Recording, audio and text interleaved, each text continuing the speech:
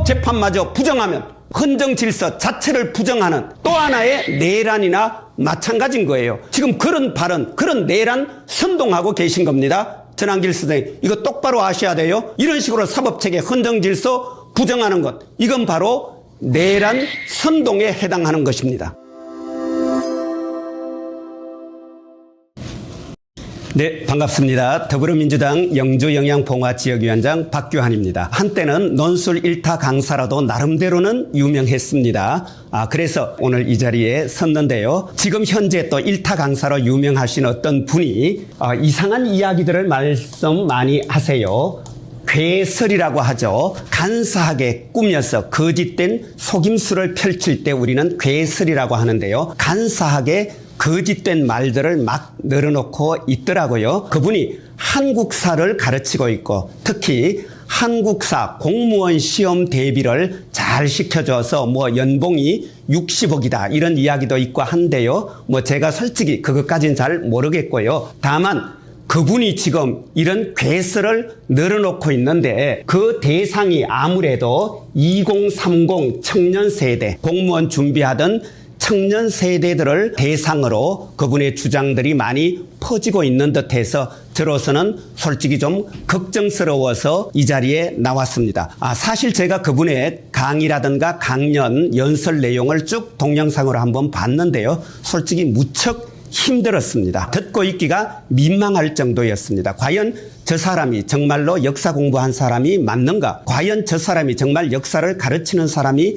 맞는가? 이런 의심이 들 정도로 사실관계가 전혀 맞지 않고 논리도 맥락도 없고 막무가내 엉터리 주장을 펼쳐놓고 있어서 솔직히 논평할 가치조차도 없다. 이런 생각이 들었지만 그분의 인지도가 있다 보니까 언론에서 자꾸 재생산 확산해주고 있어요. 그러니까 지금 요즘 그분이 참여하는 집회, 주로 우파 쪽에서 주최하는 이런 집회에 청년 세대들이 예전보다는 훨씬 더 많이 참여하는 이런 모습도 보이는데요. 그것이 전부 다 이분의 영향력 탓은 아니겠지만 어쨌건 매우 좋지 않은 악영향을 미치고 있다. 이런 생각이 들어서 오늘 그분이 도대체 어떤 괴설을 늘어놓는지 한번 살펴보려고 합니다. 누구인지 이제 대충 감이 잡히셨죠? 바로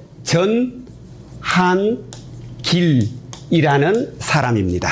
이분이 요즘 곳곳에서 활약을 하고 있고 극우진영, 우익진영에서는 아주 영웅처럼 대접까지 받고 있는데요. 일단 이분의 이야기를 시작하기 전에 도대체 이 양반이 어떤 방식으로 말을 하고 있는지 그 어법 한번 먼저 살펴보겠습니다.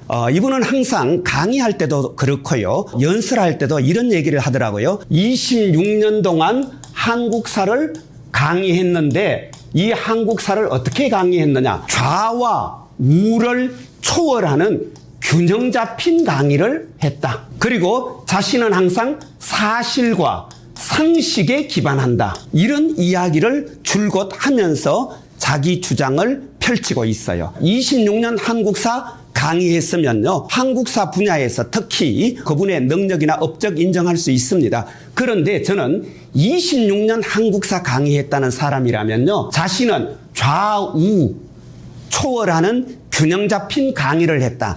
나는 늘 사실과 상식에 기반해서 이야기한다. 이런 얘기 함부로 하면 안 됩니다. 왜냐하면 이런 이야기는 자칫하면 어떤 위험성이 있냐면 결국 나는 중립이다라는 이야기잖아요. 나는 중립이다라고 얘기하면서 사실은 어느 한쪽을 편들게 할 때 이만큼 위험한 것 없습니다. 위험할 뿐만 아니라 이것은요 심지어 사악하기까지 합니다. 나는 중립이다 라고 하면서 특정한 편을 들면요 다른 사람들은 저 사람은 중립의 위치이지 해서 그 사람의 행동, 그 사람의 주장에 대한 비판적 접근을 처음부터 차단할 가능성이 있는 것이고 그렇기 때문에 보통 나는 중립이다 라고 하는 사람들은 자신에 대한 비판을 사전에 어느 정도 차단하기 위한 자기는 말 그대로 진짜 중립인 것처럼 위장해서 어느 한 편을 들었을 때 그것이 훨씬 더 효과적이라는 것을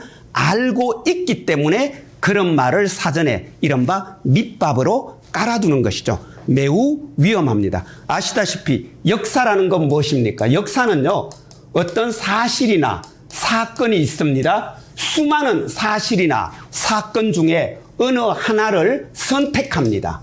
선택해서 그 사실에 대해서 기록하는 것. 이것이 역사죠. 그런데 이미 수많은 사실과 사건 과정에서 하나를 선택한다는 것은 무엇을 의미합니까? 주관성을 의미합니다. 내가 무엇을 선택할 것인가는 나의 의지, 나의 생각에 기반하는 것입니다. 주관적이에요. 그리고 그 사실을 기록한다? 무슨 뜻입니까? 기록하는 순간 이 기록에는 그 사실에 대한 해석이 포함되기 때문에 또한 주관적일 수밖에 없다. 그래서 역사는요, 주관적입니다. 객관적인 역사라는 건 있을 수 없습니다. 그래서 역사는요, 용어 한마디 한마디에 전부 다 그 역사를 서술하는 역사가의 주관이 들어 있습니다. 일본이 조선을 침략했습니까? 진출했습니까? 침략이냐 진출이냐? 1592년 임진왜란이라고 불리는 그 순간 어떤 사실 사건이 있었습니다. 근데 그때 일본이 조선에 침략했다라고 기록할 것이냐, 일본이 조선에 진출했다고 기록할 것이냐, 어떻게 기록할 것이냐에 따라서 역사를 보는 관점이 달라지는 겁니다. 그래서 역사가의 붓끝은요, 결코 객관적일 수 없습니다. 마찬가지로 그 역사를 전하는 사람, 역사 선생도요, 자기가 학생들에게 역사를 가르치면서 어떤 용어를 쓰느냐에 따라서 그 사건, 역사적 사건에 대해서 본인의 평가가 전혀 개입되지 않는다, 있을 수 없습니다. 교과서가 있으니까 물론 교과서대로 가르치겠다고는 하지만 교과서에 덧입혀지는 자기 이야기가 나가지 않을 수 없고요. 그래서 어떤 역사 선생도 중립, 좌우를 초월한 역사 강의는 할 수 없습니다. 전한길 선생님 그렇게 말씀하셨잖아요. 6.25 강의하실 때 왜 빨라고 합니까? 여러 표현이 있잖아요. 인민군이라고 해도 되고 북한군이라고 해도 되는데, 자, 빨리 말이 한국사에서 어떤 의미 갖고 있는지 전한길 선생님 정말 모르세요? 우리 민족 내부를, 사회 내부를 편가르게 하고 차별하고 배제하고 폭력을 행사하고 심지어 빨리라는 이름이 덧입혀져서 수많은 사람이 죽어가고 살인당하고 감옥 갔는데, 고문당했는데 어떻게 함부로 선생이라는 사람이 그런 표현을 마구잡이로 쓸 수 있습니까? 그 말 속에 이미 전한길 선생님의 좌우를 바라보는, 한국 사회의 민주화 운동을 바라보는, 한국 사회에서 일어났던 여러 이런 정치적 대립을 바라보는 본인의 관점이 드러났고, 그 관점이 학생들에게는 가랑비에 옷 젖듯 스며든다는 사실 정말 모릅니까? 아시면서 선수들끼리 왜 그러십니까? 왜 그런 식으로 나는 중립이다. 그리고 또 전한길 선생님 그런 말씀 하셨잖아요. 어느 언론은 노조가 장악해서 객관적 보도는 이제 완전히 사라졌다고. 노조가 장악하면 객관적 보도가 사라진다. 그 말 자체가 얼마나 편파적입니까? 재벌이 장악하면 객관적 보도하고 노조가 장악하면 객관적 보도가 사라집니까? 그 말 자체에서 이미 전한길 선생님 노동자를 바라보는, 노동조합을 바라보는, 노동운동을 바라보는, 그리고 재벌을 바라보는, 언론을 바라보는 그대의 시각이 다 드러났습니다. 그런데도 불구하고 나는 중립이다. 나는 26년 한국사 강의했기 때문에 오로지 2030 청년 세대들을 위하는 순수한 마음으로 이 자리에서 사실을 중립적으로 균형 있게 그런 얘기하지 마시고, 그냥 나는 이런 관점이다. 나는 역사를, 사회를, 정치를 이렇게 보고 오늘 한국 사회를 이렇게 본다. 솔직하게 말씀하시고, 그리고 거기에 대해서 질문하고 토론하자. 이렇게 얘기하는 것이 한국사를 강의했던 선생다운 태도다. 이렇게 저는 충고합니다. 지금부터 전한길 선생 도대체 어떤 괴설을 펼치는지 그 내용을 한번 들여다볼 텐데요. 사실은 할 말 많습니다. 제가 동영상 다 봤습니다. 하나하나 비판하기 시작하면 끝이 없습니다. 그래서 여기서는 그냥 간략하게 몇 가지만 내용 중심으로 이야기하겠습니다. 일단은 이건 그래도 짚고 넘어갈게요. 전한길 선생 계엄 선포 이후 50여일의 과정을 살펴보면서 본인은 윤석열 대통령에 대해서 새롭게 생각하게 되었다고 했죠. 특히 체포 과정에서 윤석열 대통령이 잡으려는 공수처 직원도 내 국민이고 막으려는 경호처 직원도 내 국민이니까 어느 누구도 다쳐서는 안 된다. 둘이 충돌해서 다치는 것 보느니 차라리 내가 잡혀가겠다. 그렇게 희생을 결단하는 그 모습 보고 윤석열 대통령 존경하고 사랑하게 되었다는 투로 말씀하셨죠. 이게 도대체 말이 되는 얘기입니까? 어떻게 사실관계를 조사하고 규명하는 역사학자 그리고 또 그것을 가르치는 역사 선생으로서 어떻게 이런 이야기를 할 수 있는 건지 저로서는 도무지 참담한 수준입니다. 당시 관계 다 알고 있잖아요. 윤석열 대통령 스스로 자신이 공수처의 체포영장을 거부했고 그리고 끝까지 버텼기 때문에 그리고 심지어 경호처 직원들에게 총을 쏴서라도 자기를 막아라고 지시했기 때문에 일어난 일인데 그런 전후관계 맥락 전혀 무시하고 우선 뜬금없이 영웅 만들기, 신화 만들기 이거는요 역사에서 일어나서는 안 되는 일입니다. 역사학자도 역사 선생도 그런 짓을 해서는 안 된다는 것 다시 한 번 더 충고드리면서 그 다음 전한길 선생 이런 이야기하고 있습니다. 헌법재판이 불법이다. 왜냐? 헌법재판에서 처음에 국회가 소추 의결한 내란죄를 빼고 내란만으로 지금 진행하고 있기 때문에 헌법재판이 전부 다 불법이다. 이런 얘기했죠. 그리고 또 윤석열 대통령이 계엄 선포한 것이 헌법과 법률 위반이 아니라고 말씀하셨죠. 정말이지 역사라는 것은 단순히 과거를 그냥 추억하는 것이 아니잖아요. 과거 그 시대 그곳에서 무슨 일이 일어났는가. 그때 그곳에서 일어난 일을 하나하나 따져들고 찾아내는 것이 역사죠. 그것을 바라보는 눈, 그것을 찾아내는 작업, 이것이 역사의 기본인데 어떻게 그런 이야기를 합니까? 헌법 안 읽어보셨습니까? 대한민국 헌법 제77조 1항에서는 전시, 사변 또는 이에 준하는 국가 비상사태 시에 계엄을 선포할 수 있게 했고 그리고 제2항에서는 계엄은 비상계엄과 경비계엄이 있다고 이야기하고 있습니다. 자, 전시, 사변, 국가 비상사태 시에 계엄을 선포해야 되는데 제2항에는 비상계엄, 경비계엄이 있다라고 규정하고 있어요. 그러면은 과연 2024년 12월 3일 윤석열 대통령이 계엄을 선포할 당시에 전시, 사변, 국가 비상사태 시였느냐? 자, 여기와 관련해서 또 하나만 더 볼게요. 계엄법 제2조에는요. 비상계엄과 경비계엄을 각각 어떤 요건으로 발동하는지를 규정하고 있어요. 비상계엄은 전시, 사변, 국가 비상사태는 말할 것도 없고 여기에 대해서 적과 교전하거나 아니면 사회질서가 극도로 교란되어 행정, 사법의 기능수행이 현저하게 곤란할 경우 이럴 경우에만 비상계엄을 선포하게 되어 있어요. 12월 3일 윤석열 대통령이 선포한 계엄은 비상계엄입니다. 따라서 비상계엄을 선포하려면 전시, 사변, 국가 비상사태 시에 적과 교전하거나 행정 및 사법기능 수행이 현저하게 곤란한 경우여야만 합법이 되는 겁니다. 그런데 전시라는 게 뭡니까? 군형법 제2조에 보면요. 전시라는 것은 선전포고에서부터 휴전 또는 종전이 이루어질 때까지입니다. 선전포고에서 휴전, 종전이 이루어지기 전 말 그대로 전쟁 기간 이 기간이라 할지라도 비상계엄은 함부로 선포할 수 없습니다. 왜냐하면 전시라 할지라도 어느 지역에서는 교전이 일어나지 않을 때가 있고요. 전시라 할지라도 그 사이사이에는 평화로운 기간이 계속될 수 있습니다. 그럴 때는 비상계엄은 선포할 수 없고 경비계엄을 선포하는 겁니다. 비상계엄은 적과 교전하거나 행정사법기능 수행이 현저히 곤란하다. 행정사법기능 수행이 현저히 곤란하다는 건요. 서울시청이 아예 업무 볼 수 없고 서울중앙지방법원에서 아예 재판 업무 수행할 수 없는 정도를 이야기하는 겁니다. 12월 3일에 그런 일이 있었나요? 전한길 선생, 자기는 이렇게 얘기했죠. 윤석열 대통령 계엄 선포에 공감한다고. 왜냐?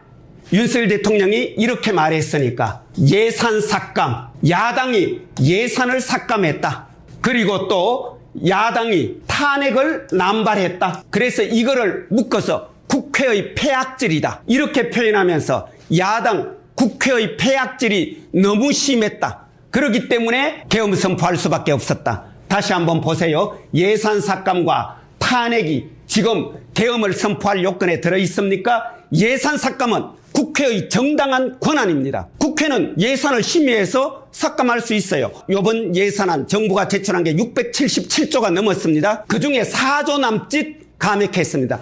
0.6% 예산 삭감한 거예요. 그러면은 국회는 정부가 제출한 예산안을 그대로 무조건 다 통과시켜줘야 됩니까? 아니잖아요. 국회가 가진 권한에 따라서 헌법이 부여한 국회의 권한을 가지고 예산을 삭감한 것이 이것이 어떻게 비상계엄 선포의 이유가 될 수 있으며 헌법이 부여한 국회의 권한으로 탄핵한 것이 왜 비상계엄 요건이 됩니까? 지금까지 잘 생각해 보세요. 해방 이후에 검사가 파면된 적 있습니까? 검사는 징계법에 따라도 해임과 면직만 있지 파면이 없어요. 말 그대로 검찰공화국을 대변해주는 그런 모습입니다. 그래서 저는 오히려 지금까지 탄핵된 검사가 하나도 없다는 사실이 놀랍지 않습니까? 검사들의 횡포에 우리 국민들이 얼마나 눈물을 흘렸습니까? 검사들의 말도 안 되는 수사에 우리 국민들의 인권이 얼마나 많이 짓밟혔습니까? 그런데 지금까지 파면된 검사가 없다는 것이 오히려 비정상인 것이고 이제야말로 국회가 제 역할을 제대로 해서 헌법과 법률을 무시하고 인권을 무시하고 그리고 업무를 제대로 처리하지 않는 불공정하게 처리하는 검사 탄핵하고 국무위원 탄핵하는 것이 무엇이 문제입니까? 그리고 이 탄핵에 대해서는 헌법재판소가 판결하잖아요. 이 모든 것은 전부 다 뭡니까? 헌법과 법률 안에서 이루어지는 합헌적이고 합법적인 질서입니다. 이런 걸 일컬어 우리가 헌정질서라고 하는 거죠. 헌정질서 안에서 이루어진 국회의 권한 행사를 이유로 비상계엄을 선포한다? 이게 말이 되냐고요. 그런데 어떻게 윤석열의 비상계엄 선포를 합법이다, 합헌이다, 공감한다 이런 이야기를 합니까? 사실관계를 조금이라도 조사하는 그런 역사 연구자의 태도라면요. 이런 얘기는 할 수도 없고 해서도 안 되는 얘기죠. 그래서 제가 괴설이라고 얘기하는 겁니다. 간사하게 꾸며서 거짓된 말로 사람들을 현혹한다. 더구나 자신이 가르쳤던 그 2030 청년 학생들에게 내가 가르쳤던 학생들에게 이런 식으로 괴설을 늘어놓는 것 이것이 어떻게 선생으로서 할 짓입니까? 전한길 선생 내란 이야기 하셨죠? 내란은 이건 형법상의 죄가 되는데요. 내란죄라는 것이 있죠. 그럼 어떤 게 도대체 내란이냐? 형법 87조를 한번 찾아보세요. 내란이란 것은 국가 권력을 배제하거나 국헌을 문란케 할 목적 대한민국의 영토 전부 또는 일부에서 국가 권력을 배제하거나 국헌을 문란케 할 목적으로 폭동을 일으키면 이게 바로 내란입니다. 그러면은 아까 비상계엄이 헌법을 위반했다. 계엄법, 법률을 위반했다는 사실은 확인되었죠. 그러면 그렇게 불법적으로 계엄을 선포했다는 것은 무슨 이야기냐면요. 불법적으로 계엄을 선포했다는 건 우리가 다 알고 있잖아요. 군사력과 무력을 동원해서 국회를 침탈했죠. 중앙선관위를 침탈했죠. 국회의사당 문 때려 부셨죠. 이런 일련의 행동, 이 행동이 그렇다면은 국가 권력을 배제하거나 국헌을 문란케 할 목적이 맞느냐 아니냐 따져봐야 되겠죠. 헌법 91조는 친절하게도 국헌 문란이 무엇인지를 정의해 놓고 있어요. 국헌 문란이란 뭐냐? 헌법에 의해 설치된 기관, 헌법기관의 권능을 정지시키는 이런 것. 다수의 강압으로 헌법기관의 권능을 정지시키려고 하는 것 이게 바로 국헌문란이다. 국회는 헌법기관이죠. 헌법에 의해 구성된 국회와 중앙선관위의 권능, 기능을 군사력, 무력, 다수의 강박 이것을 통해서 정지시키려고 시도했죠. 계엄포고령 제1호에 뭐라고 얘기했습니까? 아예 모든 정치활동, 국회활동 전부 다 정지시킨다라고 포고령도 내놨죠? 뭡니까 이게? 딱 떨어지는 내란 아닙니까? 헌법과 법률을 위반해서 비상계엄을 선포하고 그 비상계엄령으로 군대를 동원했고 군대를 동원해서 국회를 침탈했고 국회의 권능을 침해하고 정지시키려고 의도했다. 내란입니다. 형법상으로는 내란 죄에 해당하는 겁니다. 이걸 왜 부정하시려고 그래요? 물론 형사재판에 가서 따질 게 있을 수 있습니다. 따지세요. 그렇지만 비상계엄 선포가 헌법 위반이라는 뜻은 아닙니다. 비상계엄은 대통령의 권한입니다.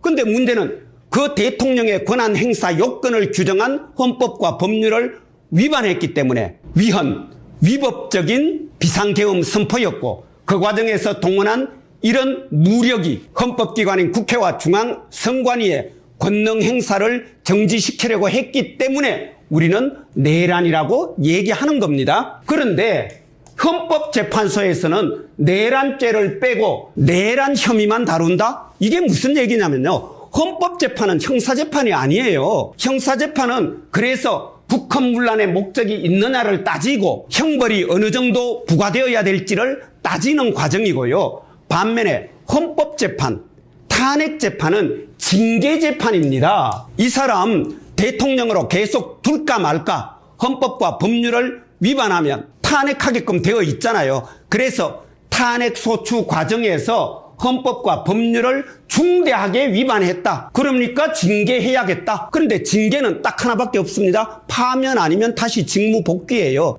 권한정지 며칠 이런 게 없습니다. 그래서 파면이냐 아니면 그냥 기각, 다시 말하면 다시 직무 복귀냐, 이 둘밖에 없는 거예요. 헌법재판소는 이걸 판결하는 것입니다. 그래서 내란 죄냐 아니냐, 그리고 어느 정도 형량이 부과되어야 하느냐, 이것을 따지는 과정이 아니라 대통령의 불법적인 이 비상계엄 선포가 헌법과 법률에 위반했느냐 안 했느냐, 그 위반 정도가 중대하냐 아니냐 따져서 더 이상은 대통령직에 둘 수 없다 싶으면 파면하는 것이고, 뭐 그 정도는 봐줄만 하다 싶으면 기각하는 겁니다. 헌법재판소가 할 일이에요. 이것을 내란 죄를 빠뜨렸기 때문에 헌법재판소는 불법재판하고 있다, 이런 식으로 괴설을 늘어놓으면 안 됩니다. 그리고 전한길 선생, 대통령이 역사상 내란 일으킨 적 없다? 대통령이 왜 내란 일으키냐? 그런 말씀 하시면 안 되죠. 친위 쿠데타는 역사적으로 수없이 있었고요. 5.16 때는 3만 5천 명 군사 동원하고 12.12 때는 2만 5천 명 동원했는데 고작 몇백 명 동원했는데 무슨 내란이냐고요. 일단 사실관계부터 5.16 때 3,500명이 서울에 진입했고 5.16 때 동원된 병력 7,500명 수준입니다. 3만 5천 명 그렇게 또 뻥튀기 하지 마시고요. 그 다음에 280명, 290명 군인이 무장해서 들어오면은 그거는 폭동이 아닙니까? 실패했기 때문이지 사실은 외곽에 군인들, 경찰들 배치돼 있었잖아요. 국회가 워낙 빠르게 대응했고, 그리고 우리 국민들이, 시민들이 여의도로 국회의사당 앞으로 몰려와서 탱크를, 장갑차를 온몸으로 막았기 때문에 비상계엄 해제가 가능했고, 그래서 내란이 조기에 그나마 이 정도 수준에라도 진압된 것이지, 만약 그렇지 않았다면 그 뒤에 얼마나 많은 군대가 동원되었을지 어떻게 합니까? 그리고 통상적으로 내란이나 반란은요, 친위가 아니에요. 정권 반대쪽에서 정권 뒤집으려고 하기 때문에 많은 군사력을 동원해야 돼요. 그렇지만 친위 쿠데타는 본인들이 정권을 장악하고 있는 상태에서 정권을 확실하게 더 공고히 하기 위해서, 독재체제를 더 강화하기 위해서 하는 거기 때문에 이미 정권 장악하고 있는 쪽이기 때문에요, 군사력 그렇게 많이 동원하지 않아요. 이런 사실 전한길 선생도 역사 선생이잖아요. 다 알고 있잖아요. 알고 있으면서 왜 이렇게 5.16에 동원된 군사력 뻥튀기하고, 그리고 마치 친위 쿠데타에서 병력 적게 동원된 것, 이 사실 가지고 무슨 내란이네 아니네 하는 이런 식으로 몰고 가는 건요, 대단히 사악한 논법입니다. 그리고 지금 자꾸 헌법재판소 재판관 공격하고 있죠. 헌법재판소 재판관의 개인적인 정치 성향 혹은 또 사적인 인연 관계, 이런 거 거론하면서 헌법재판소 재판관들 마구잡이로 공격하고 있는데요, 이런 식으로 하면 곤란합니다. 당연하죠. 아까 제가 소도에서 말씀드린 것처럼 모든 사람들은 자기 주관이 있어요. 성향이 있어요. 그렇기 때문에 역사가도 결코 중립에 설 수 없다라고 말씀드린 것처럼요, 재판관도 자기 성향이 있다는 것 인정합니다. 그러나 재판관이 자기 성향을 갖고 있고 자신의 사적 인연을 갖고 있음에도 불구하고 우리 헌법과 법률은 그 재판관들이 자신의 정치 성향 그리고 자신의 사적 관계, 이것에 기인한 판결을 최대한 자제하고 절제하면서 헌법과 법률에 따라서, 그리고 양심에 의해서 독립해서 심판하도록 그렇게 규정한 것이고요. 그리고 우리는 적어도 그러리라는 기대와 또 그렇게 해줄 것에 대한 요청이라는 게 있는 거예요. 그게 바로 근대 사법체계이고 그것이 바로 국민들 사이에 약속입니다. 비록 저 사람이 나름대로 자신의 종교도 있을 것이고 자신의 정치적 신념도 있겠지만 적어도 내 사건에 대하여 법리의 기초에서 최대한 객관적으로 공정하게 심판할 것이다. 이 약속을 만약 우리가 부정해버리면요. 그러면은 법원 재판 자체가 불가능해요. 사적 인연 없는 사람 어디서 구해올 건데요? 그럼 판사를 외국에서 수입해 들어올 겁니까? 정치 성향 없는 판사가 어디 있습니까? 만약 성향과 사적 관계로 따지자면요. 지금 전한길 씨가 이야기한 그분들보다도 나머지 분들은 민사판례연구회라는 보수적인 법원 내 모임에 소속된 분도 있고 무엇보다도 윤석열 대통령과 서울법대 동문이 7명이나 있고 윤석열 대통령이 직접 임명한 사람도 있고 국민의힘에서 추천한 사람도 있고 오히려 만약 성향과 사적 관계에 따라서 재판관들이 재판한다면요. 이번 윤석열 탄핵은 기각될 가능성이 훨씬 높다고 보는 것이 오히려 합리적입니다. 그런데 정작 윤석열을 탄핵하는 쪽에서는 그런 이야기 하지 않습니다. 왜? 그분들이 법리에 따라서 심판해 줄 것이라고 기대하고 요청하기 때문에 그렇습니다. 그런데 지금 느닷없이 헌법재판관 한 사람 한 사람의 성향을 마구잡이로 거론하고 공격하는 것죠. 이거는요. 결국은 솔직하게 얘기합시다. 법리에 따라서 재판하면 윤석열 대통령 탄핵될 게 확실해 보이니까 지금부터 탄핵 불복에 밑밥 깔고 있는 것 아닙니까? 이런 식이면 헌법재판소 재판관들 다 부정하고 사법체계 다 부정하고 도대체 어떻게 하자는 얘기입니까? 우리나라 헌법은요. 헌법 제11조에 모든 국민은 법 앞에 평등하다라고 규정했음에도 불구하고 헌법 제84조 대통령만큼은 내란이나 외환의 죄를 범하지 않고는 처벌하지 않도록 해놓고 있고 다만 탄핵에 의해서만 파면될 수 있게 해놨어요. 그리고 그 탄핵도요. 잘 보세요. 미국 같으면 의회에서 탄핵 결정해버리면 바로 파면입니다. 우리 의회가 200명 넘게 여야 의원들이 다 함께 참여해서 헌법에 따라서 대통령 탄핵 소추했잖아요. 미국 같았으면 그 즉시 파면입니다. 그런데 우리나라는 이런 정치적 심판에 더해서 헌법재판소의 사법심판 법리심판을 하나 더 얹어 놓은 거예요. 대통령한테 유리하게 설계된 제도입니다. 그런데도 불구하고 그 헌법재판마저 부정하면 뭐 어쩌자는 겁니까? 이거는요 아예 헌법 자체를 헌정질서 자체를 부정하는 또 하나의 내란이나 마찬가지인 거예요.